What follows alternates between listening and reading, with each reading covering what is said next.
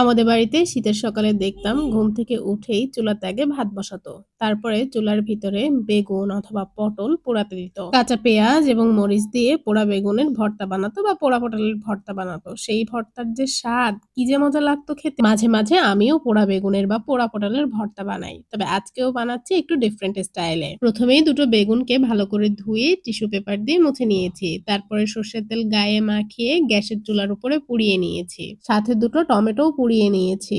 এখন খোসাগুলোকে ছাড়িয়ে নিচ্ছি।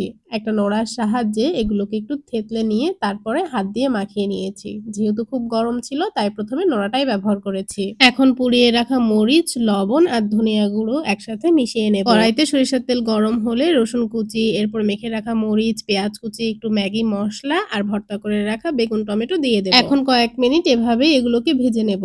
তারপরে কুচি করা ধনিয়া পাতা উপর দিয়ে দিয়ে চুলার জালটা বন্ধ করে দেব। এই ভর্তাটা গরম ভাত অথবা রুটির সাথে খেতে খুবই মজা লাগবে।